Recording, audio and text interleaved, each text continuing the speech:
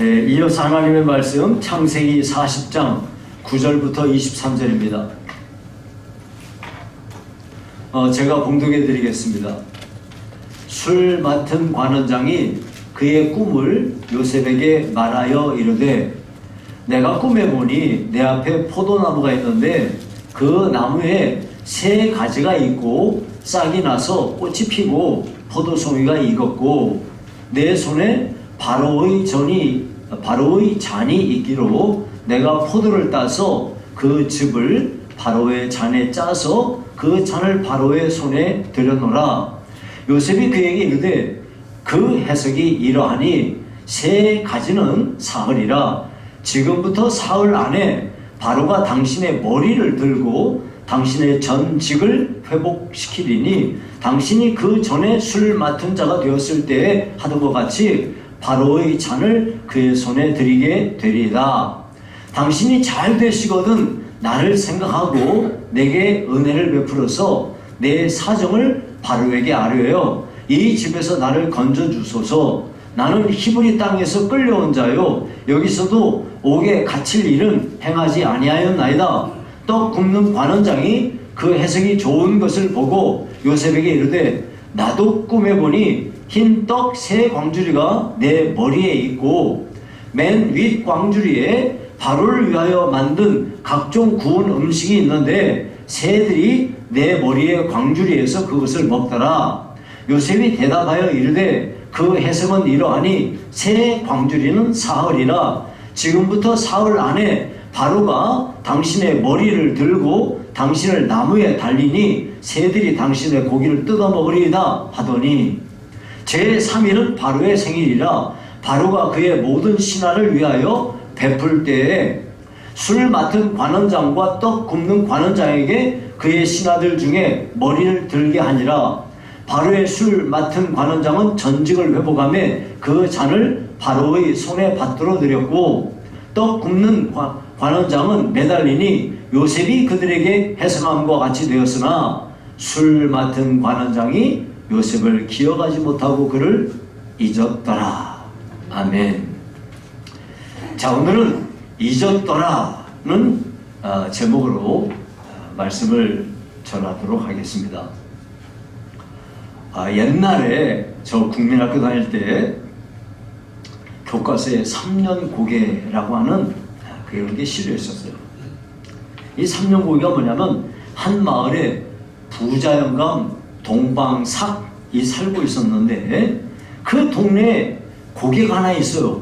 근데 이 고개에서 넘어지면 3년밖에는 못 산다는 전설이 내려왔어요.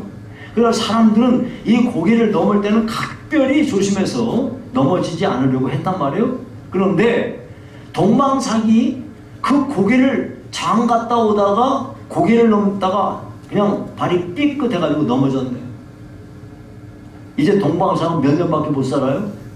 3년밖에 못 사는 거야. 그래서 식음을 전폐하고 온갖 근심에 쌓이게 되었습니다. 그 이야기를 들은 그 마을에 있는 지혜로운 사람이 이 동방삭을 찾아갔어요. 영감님, 왜 누워 계십니까? 글쎄 나 거기서 넘어졌네. 영감님, 한 번 넘어지면 3년 아닙니까?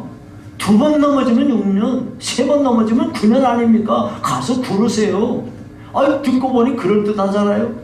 그래가지고 동방삭은요, 그 고개 가서 하루 종일 구르고 또 구르고 또 구르고 굴러서 무려 3,000번을 굴렀다는 거예요. 그래서 삼천갑자 동방삭이라는 거는 3,000에다가 갑자는 60입니다. 60. 3,000에 60 곱하면 몇 년이냐? 18만입니다. 그래서 나이가 몇 살까지 삽니까? 18만 살까지 삽니다. 그래서 지금까지도 동방삭은 살고 있다는 전설 따라 삼천리가 내려오고 있습니다. 이 얘기를 왜 해드리냐면, 여러분, 사람마다 다 고난을 당해요. 근데 그 고난을 어떤 시각으로 보는가에 따라서 3년밖에 못 살 수도 있고 18만 년을 살 수도 있어요. 여러분, 우리 중에 고난 안 당하는 사람은 아무도 없어요. 오늘 본문에는 요셉이 고난당하는 문제에 대해서 소개를 하고 있는데요. 그 가운데 시편 105편 17절에서 19절은 요셉이 고난당한 문제를 딱 압축해서 이렇게 설명하고 있어요. 거기 보니까 그가 한 사람을 앞서 보내셨으며 요셉이 종으로 팔렸도다. 그의 발은 착고를 차고 그의 몸은 쇠 사슬에 매였으니 곧 여호와의 말씀이 응할 때까지라. 그의 말씀이 그를 단련하였도다. 자, 여기 보면은 이 본문에서 시편에서 요셉이 고난당한 것을 압축해서 설명하는데 그 앞에 보니까 그가 한 사람을 앞서 보내셨다. 예. 하나님께, 그가는 하나님이 말하는 거, 하나님께서 한 사람, 즉 요셉을 앞서 보내셨다. 다른 백성들에게 앞서서 요셉을 보내셨다 하는 얘기가 하나 나오고요. 근데 요셉은 이렇게 고난 중에 뭐 착고를 차고 쇠사슬을 매었는데 그게 언제까지냐? 곧 여호와의 말씀이 응할 때까지라. 말씀이 응할 때까지. 그리고 그의 말씀이 이 요셉을 어떻게 했냐? 단련시켰다. 이 세 가지에 대한 이야기가 나와요. 이 세 가지를 요셉이 당한 고난과 연결지어서 오늘 설교하도록 하겠습니다. 자, 먼저는 하나님은요, 우리의 고난을 통해서 하나님의 구원 계획을 이루어 가시는 겁니다. 그러니까 우연히 우리가 재수 없이 고난당하는 게 아니고 하나님의 섭리 중에 우리가 고난을 당한다 하는 거예요. 요셉은 17살에 그 어린 나이 아닙니까? 아버지 심부름 따라서 형들 보러 갔어요. 근데 형들한테 엄청 미움을 사가지고 형들이 그를 붙잡아다가 죽이려고 했는데 에이 뭐 동생인데 뭐 죽이냐, 그래가지고 미디안 상인들에게 팔았습니다. 그 미디안 상인들은 또 누구한테 팔았냐? 애굽의 왕궁을 지키는 그 대장, 시위 대장입니다. 보디발에게 노예로 팔렸습니다. 근데 이 요셉이 워낙 성실하고 워낙 책임감이 강하고 워낙 뛰어나게 잘하니까 가정 총부로 삼았어요. 다른 건 일절 간섭하지 않아요. 모든 걸 다 맡겼어요. 한마디로 말하면 그 집에서 청지기가 된 거예요. 그러니까 아주 노예 신분인데 엄청 높은 신분의 사람으로 올려진 거죠. 그런데 그것도 잠깐입니다. 그만 여기서 또 억울한 일을 당하지 않습니까? 보디발의 아내가 요셉을 막 그냥 유혹을 합니다. 근데 끝까지 막 거절하니까 결국 이 사랑이 미움으로 바뀌어져가지고 자기를 성추행했다고 누명 씌워가지고 졸지에 이렇게 요셉은 그 보디발의 집에 있는 감옥에 갇히는 거예요. 근데 이 보디발의 집에 있는 감옥은 그냥 일반인이 들어가는 감옥이 아니고 왕에게 죄를 저지른 특수범들, 그런 사람들만 들어가는 특수 감옥에 들어가게 된 거죠.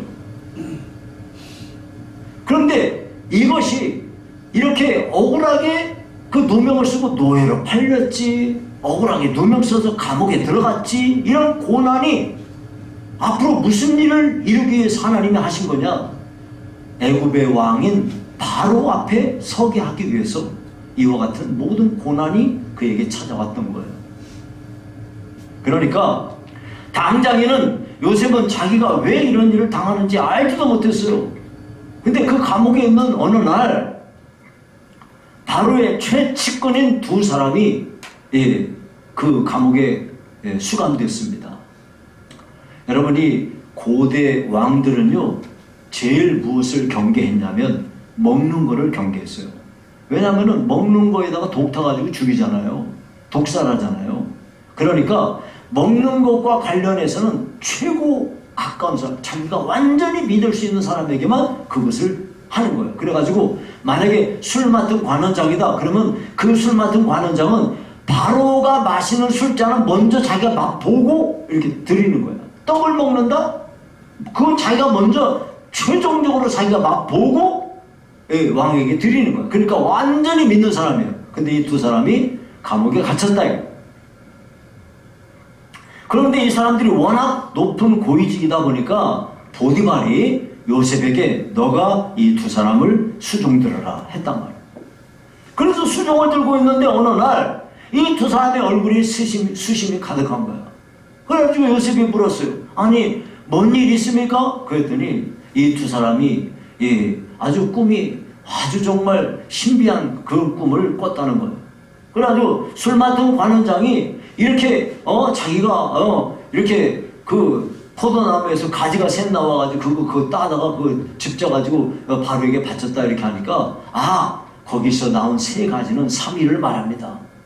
예, 당신은 3일 뒤에 전직이 옛날에 왕에게 술 따라다 주는 거 그거 전직이 회복될 겁니다. 당신이 잘 되시거든. 예, 여기 14절부터 15절에 이렇게 말씀하는 거예요. 당신이 잘 되시거든 나를 생각하고 내게 은혜를 베풀어서 내 사정을 바로에게 알려요. 이 집에서 나를 건져주소서. 나는 히브리 땅에 끌려온 자요. 여기서도 옥에 갇힐 일은 행하지 아니하였나이다. 그랬단 말이에요. 네. 이에 술 맡은 관원장은 여기에 대해서 뭐라고 그랬겠어요? 아이고 여부가 있겠는가? 내가 복직만 되면 자네를 잊어버리지 않겠네. 예? 염려하지 말게. 내가 나가기만 하면 자네를 여기서 나가게 해주겠네. 했을 거 아니에요. 이렇게 해서 3일이 지났는데 3일 뒤에는 무슨 날이었냐? 바로의 생일날이에요. 그 생일날에 이 술 따르는 관원장하고 이 떡 굽는 관원장을 바로 앞에 서게 했어요. 그래가지고 술 따르는 관원장은 요셉이 해몽을 한 대로 그 사람은 전직이 회복됐고, 떡 굽는 관원장은 요셉이 해몽한 대로 나무에 달려 죽었어요. 완전히 꿈이 정확하게 꿈을 해몽한 것이 맞은 거죠. 그러니까 하나님이 특별히 하나님의 뜻을 이루시기 위해서 요셉에게 꿈을 해몽하는 능력을 주신 거야. 자, 이와 같이 이런 여러 가지 일들이 종합적으로 이루어지면서 이제 요셉이 바로 앞에 설 수 있는 여러 가지 여건들을 하나님이 만들어 가시는 겁니다. 그러니까 요셉이 당하는 고난이나 그 앞에 벌어지고 있는 모든 일들은 하나님이 자기의 뜻을 이루어 가시기 위하여 한 걸음 한 걸음 이렇게 전개해 가시는 거지, 우연히 재수 없이 갑자기 이런 일이 아니란 말이에요. 하나님은 우리의 삶에도 똑같습니다. 우리가 걸어가는 모든 삶의 여정들이 그냥 어떤 사람들이 말하는 것처럼 전생에 어쩌거니 무슨 조상들이 어째서 이렇거니 이런 것이 아니고요. 하나님은 우리 개개인의 삶 속에도 동일하게 역사하셔서 하나님의 뜻을 이루기 위하여 우리 개인을 개인적으로 상대하시는 겁니다. 얼마나 놀라운 기적입니까? 이 엄청나게 많은 사람들 가운데 나라고 하는 정말 하나님 눈앞에 본다면 정말 티끌이나 먼지와도 같은 우리 같은 존재를 하나님이 상대하셔서 내 개인의 삶 속에 개입하사 내가 당하는 모든 일들을 하나님의 섭리와 뜻을 이루어 가시는 일에 사용하고 계시다는 것이 얼마나 놀라운 일입니까? 자, 예수님도 똑같습니다. 예수님께서 이 세상에 뭐하러 오셨냐? 고난받기 위하여 오셨습니다. 예수님은 십자가 고난을 통해서 자기 백성을 구원하시기 위하여 온갖 수치와 모욕과 이 고통을 다 한 몸에 받으셨어요.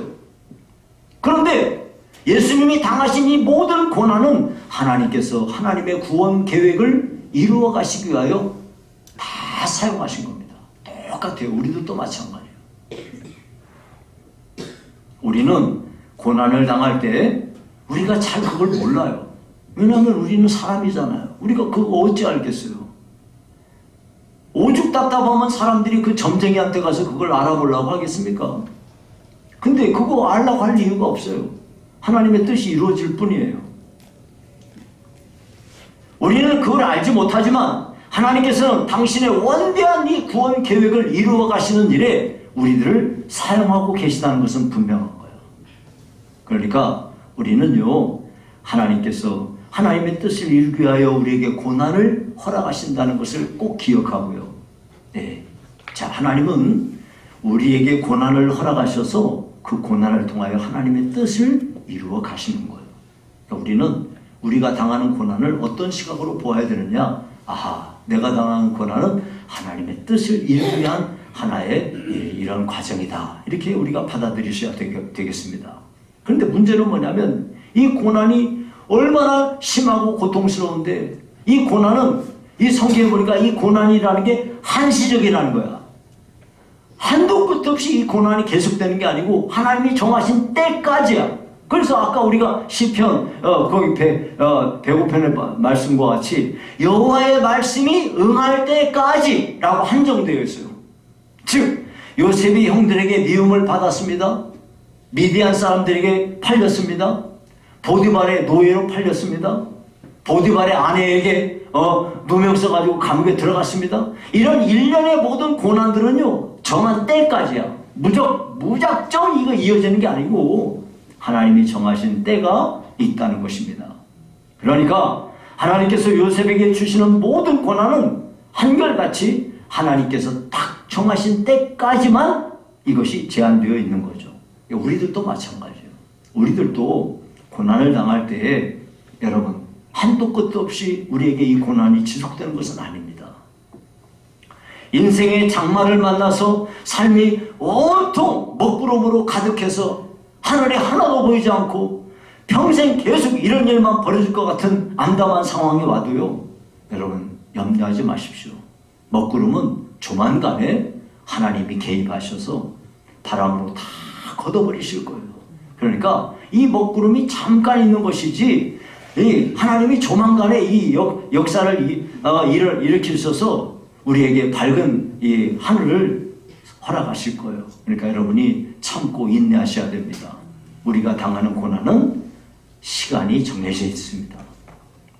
여러분 그런데 성경에서 참 저는 성경을 읽으면서 끔찍한 단어들이 몇 가지가 있는데요. 첫 번째 끔찍한 거는 자고 일어났더니 레아더라 하는 게 정말 너무 끔찍해요.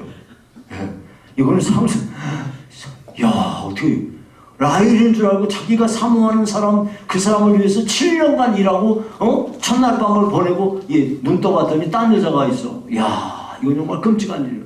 두 번째가요, 오늘 우리가 읽었는데 마지막에 보니까 잊었더라.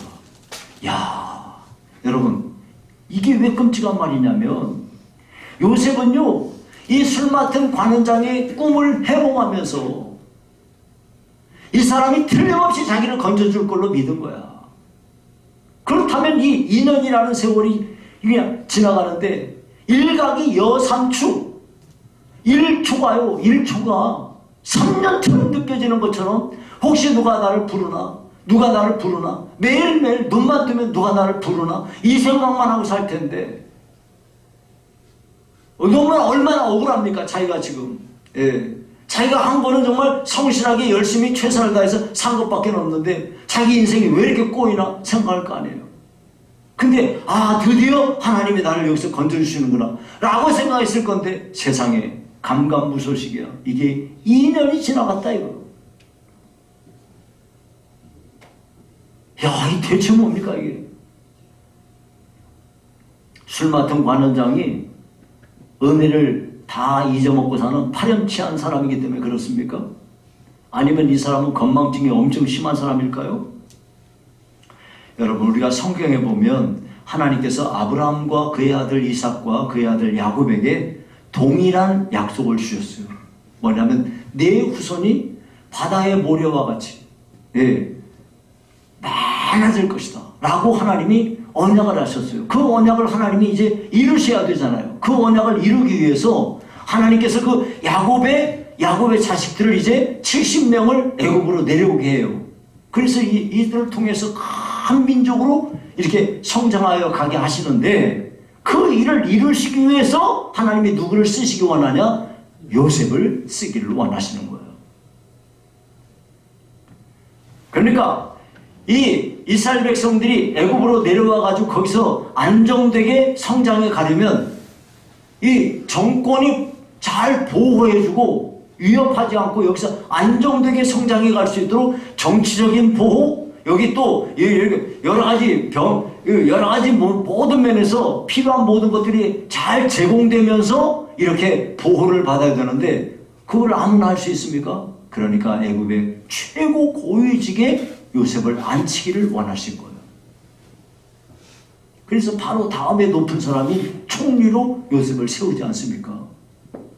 일련의 여러 가지 일들을 하나님이 행하시기 위해서 이제 자, 술 맡은 관원장이 딱 전직이 회복이 되었습니다. 그러면 대번에 되는 게 아니고 이제 거기서부터 요셉이 총리로 올라올 수 있는 데까지 여러 가지 환경과 여건을 조성해야 되지 않겠습니까? 그 시간이 2년 걸렸다. 하나님이 뒷짐 지고 가만히 계신 게 아니고 그 2년이란 기간 동안에 술 맡은 관원장은 요셉을 까마득히 잊어버려야 돼. 절대 생각나면 안 돼. 만약에 생각났어 중간에 그래갖고 바로를 통해서 요셉을 끌어냈어요. 예를 들어서 그럼 요셉은요 잽싸게 어디가 갈 것 같아요? 요셉이 나왔어요. 그럼 어디 갈까요? 어디 가죠? 아니 집에 갈 거 아니에요. 집에 아버지 보고 싶은데 그러면 하나님의 구원 계획이 어떻게 돼요? 아무것도 아니잖아요. 하나님은요 정확하게 하나님의 때에 요셉을 이끌어내야 돼요. 그래서 반드시 바로 앞에 서야 되는 거예요. 그래서 2년이 필요한 거예요. 요셉에게 그 하나님의 길고 긴 침묵의 시간, 요셉이 얼마나 기도했을까요? 하나님, 나 너무 억울해요. 빨리 여기서 건져주세요. 얼마나 탄원했을까요? 근데 하나님이 마치 안 계신 것처럼 침묵하시는 거예요. 2년이나. 이거 얼마나 끔찍한 시간이에요. 잊었더라. 이야, 끔찍한 시간입니다.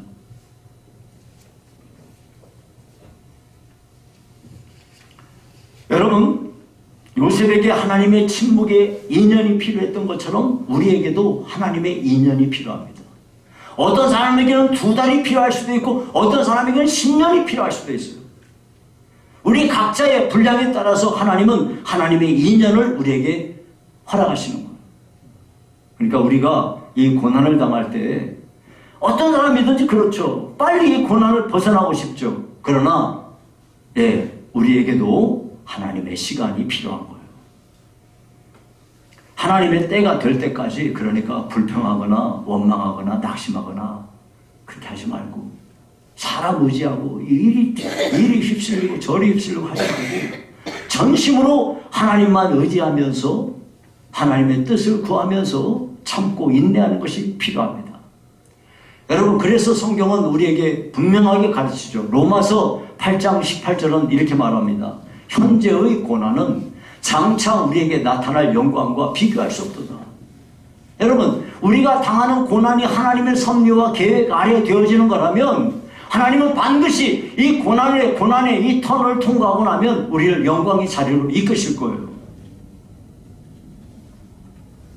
그런데 지금 당하는 고난하고 앞으로 우리에게 닥쳐올 영광하고는 비교조차 안 된다는 거죠.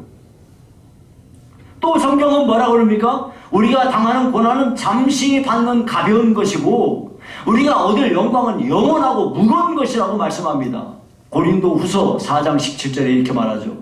우리가 잠시 받는 환난에 경한 것, 잠시 받는 환난에 경한 것이 지극히 크고 영원한 영광에 중한 것을 우리에게 이루게 함이니. 야, 딱 대비가 됐어요. 잠시 받는 것, 환난, 이 고난, 이것이 경한 것. 그런데 그 다음에 뭐라고 그럽니까? 여기과 상관해서 계속 놔두셔야죠. 그 다음에 뭐라고 하냐면 이것은 지극히 큰 거야. 아까는 또 잠시인데 이건 영원한 거야. 경한 것인데 이거는 중한 것이고 잠시인데 이건 영원한 것이야. 그러니까 여러분 우리가 당하는 이 고난은 잠깐이지만 우리가 받을 영광은 크고도 영원한 것이다 하는 것이죠. 그래서 이걸 아시기 때문에 예수님도 어떻게 하십니까? 자기 앞에 있는 기쁨을 위해서 십자가를 참으사 부끄러움을 개의치 아니하셨다고 성경은 기록하고 있습니다. 그러므로 여러분 우리가 지금 여러분들이 어떤 고난을 당하고 계신가요? 근데 그것은 가벼운 것이고 잠깐입니다. 이것으로 인하여 우리는 영원한 것을 영광스러운 것을 우리가 큰 것을 얻게 될 것이라는 것을 여러분이 확실히 믿으시기 바랍니다. 자, 그러면 제가 두 가지를 말씀드렸어요. 하나님이 요셉을 앞서 보냈었다는 거. 왜? 요셉이 받고 있는 모든 고난은 하나님의 구원 계획을 이루시기 위한 이런 과정 속에 벌어지는 거예요. 두 번째, 하나님은 이렇게 요셉이 당하는 이런 고난이라는 건 딱 하나님이 정하신 때까지야. 영원히 있는 게 아니야. 마지막으로 세 번째는 하나님은요, 고난을 통해서 우리를 연단하신다는 거예요.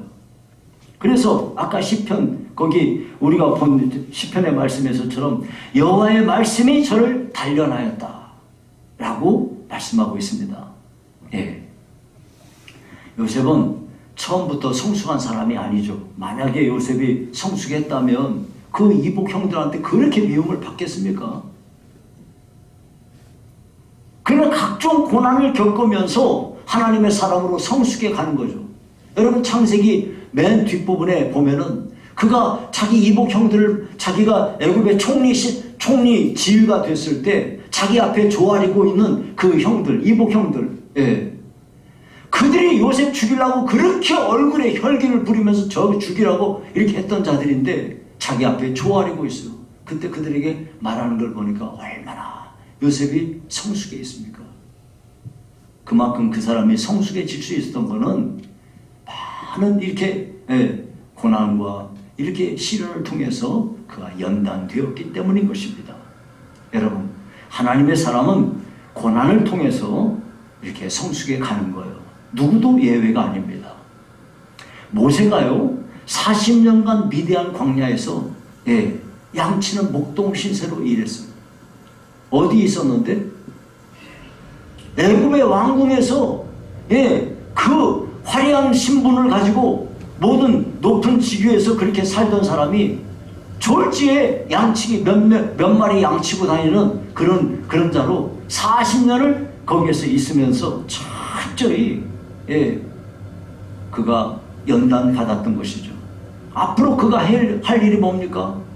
그가 상대할 이스라엘 백성들은 그들은 엄청난 원성을 할 사람들이고 비난하고 욕을 하고 온갖 여러 가지 자기를 저주할 그런 사람들과 맞서서 그들을 다 그것을 견뎌낼 수 있는 온유한 성품의 사람으로 세워져 가야 되기 때문에 무려 40년이나 그를 그렇게 있으면서 온유한 성품을 가진 사람으로 변하게 된 거죠. 여러분, 다윗은 어떻습니까? 억울하게 10년이 넘는 세월을 사울 왕에게 쫓겨다녔어요. 온갖 고난을 겪었습니다. 삶과 죽음이 왔다 갔다 했어요. 이 기간을 통해서 다윗은요 어떤 시련도 이겨낼 수 있는 강한 사람으로 연단되었습니다. 욥도 마찬가지죠. 말로 표현할 수 없는 엄청난 고난을 겪으면서 그가 이 고난을 통해서 자신을 다듬어 가시는 하나님의 손길을 깨닫게 되었어요. 그래서 욥기 23장 10절은 이렇게 말하죠. 내가 가는 길을 그가 아시나니 그가 나를 단련하신 후에는 내가 순금같이 되어 나오리라. 이렇게 고난은요 그냥 고난 자체로 끝나는 것이 아니라 우리를 하나씩 다듬어 가시는, 점점 더 강하고 또 믿음이 좋은 사람으로 우리를 단련하여 가시는 하나님의 손길이라는 것을 여러분이 기억하시기 바랍니다. 여러분의 삶이 지치고 어렵고 그리고 또 힘들어서 낙심하고 그런 일들이 있어도 여러분, 하나님은 그 고난을 통해서 여러분들을 더 귀히 쓰기 위해서 연단하고 계신다 하는 것을 여러분이 기억하시고요. 고난 중에 낙심하지 마시고 다 이겨서 승리하는 여러분이 되기를 바랍니다. 이제 말씀을 맺습니다. 하나님은요 우리가 당하는 고난을 통해서 하나님의 뜻을 이루어 가시는 거예요. 그러니까 고난은 우연히 오는 것도 아니고 무작정 어떤 사람이 말하는 것처럼 네가 뭔 일을 잘못했기 때문에 너에게 그 죄값으로 네가 당하는 거야 라고 일방적으로 말할 수도 없고, 하나님은 모든 일들을 통해서 우리에게 주시는 고난을 통하여 당신의 뜻을 이루어 가시는 겁니다. 두 번째는 우리는 우리가 당하는 고난이라는 건 딱 하나님께서 정하신 때까지라는 것을 우리가 잊어서는 안 되겠습니다. 그러니까 하나님의 때를 우리가 알지 못하니까 답답하고 힘들 수는 있지만 분명한 건 그 때는 정해져 있다는 거예요. 비록 하나님이 침묵하시기 때문에 하나님이 내 기도를 안 들어주시는 것처럼 고통스러운 시간을 보낼 수 있지만, 그러나 그럼에도 불구하고 우리는 성경에서 요셉이 하나님을 원망했다는 말을 찾아볼 수가 없어요. 이 인연이 끔찍한 인연이었지만 사람들을 원망하고 불평하면서 낙심하고 좌절에 빠졌다는 이야기를 찾아볼 수가 없어요. 도리어 2년이 지나고 난 뒤에 요셉이 바로 앞에 서는 모습을 볼 때, 야, 이 사람은 진짜 정말 하나님 의지하는 사람이구나 하는 것을 우리가 볼 수 있어요. 여러분, 우리들도요, 혹시 고난의 때에 내가 참 힘들고 어려울 수 있지만, 이 고난의 때는요, 오히려 하나님의 큰 일을 우리에게 이루어 가실 수 있는 때예요. 하나님께서는 모든 일을 가장 적절한 때까지, 그때까지 하나님은 쉬지 않고 일을 행하시는 거예요. 그것이 마치 우리 눈에 볼 때는 하나님이 안 계신 것처럼 그렇게 여겨질 수 있고, 하나님의 침묵이 몹시 고통스러울 수 있지만은 결국은 하나님께서는 이 고통의 안개를 다 거두어 보실 걸 겁니다. 그러니까 여러분, 낙심하지 마시고요. 더불어서 우리에게 고난이 꼭 필요해요. 고난을 당해야만 돼요. 여러분이 잘 아시다시피, 우리가 생활하는 많은 것 같은 전부 쇠예요. 이런 거, 이게 다 쇠입니다. 근데 이 쇠는 어디서 나와요? 철광석에서 나와요. 이 돌을 용광로에 넣으면은 이게 녹아가지고 거기서 쇠가 나와요. 그 무쇠입니다. 무쇠는요, 망치를 치면 물러가지고 해요. 그러니까 무쇠를 가지고는 망치도 안 되고 칼도 안 되고 이런 거 못해요. 할 수가 없어요. 쇠를 어떻게 해서 쓸 수 있냐? 쇠가 적절한 강도에 따라서 이런 걸로 저런 걸로 다 바뀌어져야 그게 쓰임바 되는 거예요. 그 일을 위해서 무쇠를요, 빨갛게 달궈가지고 물에다가 푹 집어넣다가 다시 또 막 두들겨가지고 물에다가 푹 집어넣다가 이걸 계속 반복하면서 강철이 되는 거예요. 그럼 비로소 그걸 가지고 낫도 만들 수 있고 삽도 만들 수 있고 이런 것도 다 할 수 있고 하는 거예요. 똑같아요. 우리들도 마찬가지예요. 하나님 앞에 연단받고 여러 가지로 시련을 겪은 사람들은 교회 안에서 웬만한 일이 있어도 깜짝없어요. 그런 사람들 흔들림이 전혀 없어요. 이게 안 된 사람들은 이러면 혼자서 예수 혼자는 다 믿어. 조금 저러면 저 사람은 혼자 예수 절대 안 믿는 사람 되고 왔다 갔다 하는 사람이 되는 거예요. 그런 사람 되지 않게 하시려고 하나님은 끊임없이 우리에게 뭐 주십니까? 고난을 주시는 거예요. 여러분, 고난은 우리에게 유익입니다. 꼭 여러분 고난 중에 참으셔서 하나님께 영광을 돌리실 수 있기 바랍니다.